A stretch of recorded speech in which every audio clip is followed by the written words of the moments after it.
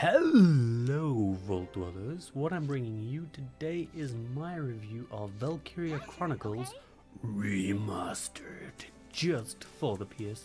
It's just on the PS4.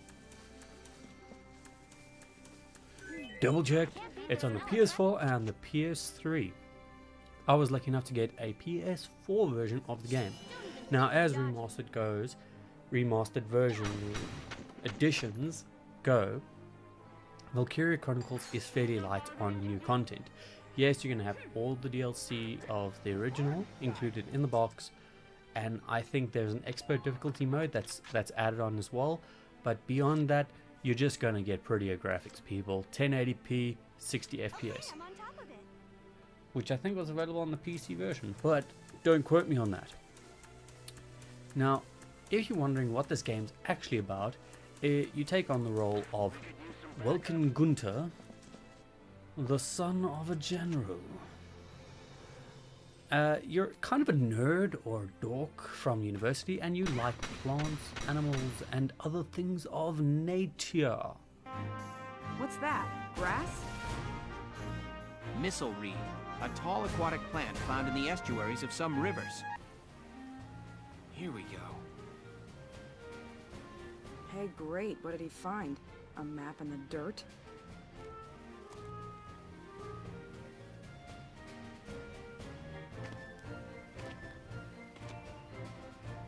Alicia, hold on to these for me, will you? Sure, Welkin. What are these? Some kind of nuts? No. Actually, they're long-beard goat droppings. Remember what, Welkin? What are you shouting about? The Dread Nautilus. This structure looks just like a Dread Nautilus. A dread nautilus? You don't know?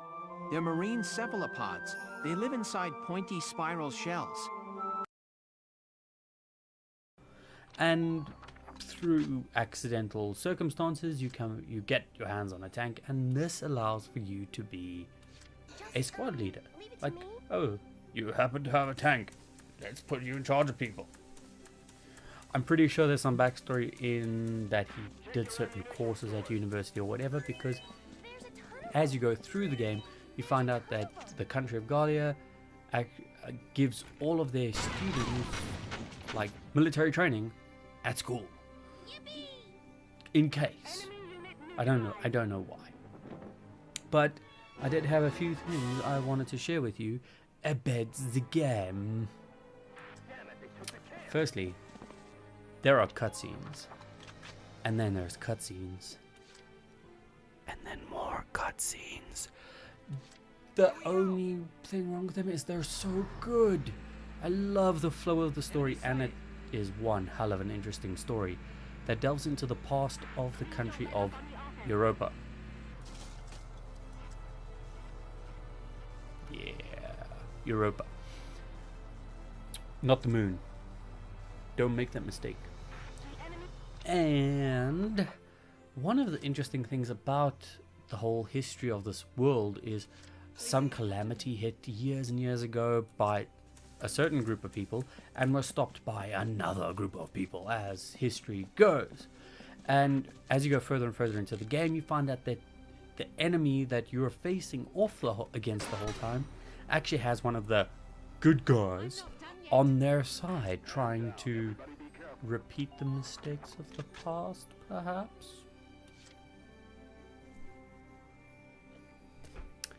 But I'm not here to tell you the entire story of the game. I just want you to know that I had a hell of a good time playing this game once again.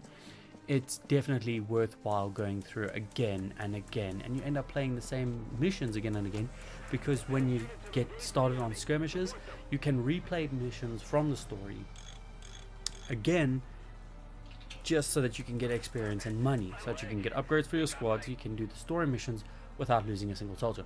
I'd like to point out I did not lose a single soldier playing this game so far, which I'm really proud about, because it's kind of easy to get caught out of position at certain times in this game, especially in the mission that will not be named.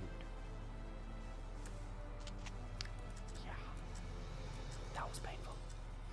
Giant tank. It tried to eat me.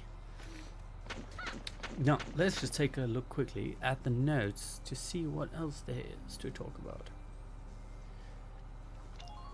A quick description of how the actual gameplay runs out. You have multiple different modes that the game is played in. One is the tactical view. This will give you an overview map of the entire region that you're currently playing in. And you can see all of your squad members and any visible enemies, which does mean you can be ambushed if you are not careful. Watch out for alleyways. Yeah, during a skirmish I did not watch out for alleyways, and I ran into a whole squad of, I think it was 3 shock troopers and 2 scouts. Let's just say the scout that ran into that position kinda went down. If I wasn't quick on the pickup, I may have lost like a main character.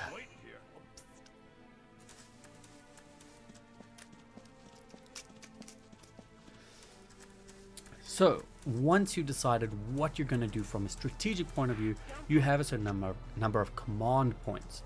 Now, you spend a command point on a unit to allow you to control them like puppets. That's actually what I was doing with my hands. Now, each class has a certain amount of movement points. As you can expect, Scout has the most. I think it's the Lance has the least. That's your really heavy hitting unit. So you have an action bar. You consume that action bar purely on movement. Keep that in mind. So you can use that entire bar moving, running straight at the enemy, and then when you're ready, but do not end that command point, because once you end the command point, you cannot go back and suddenly use the shot that it had left. Once you end, the unit's turn is over and you carry on.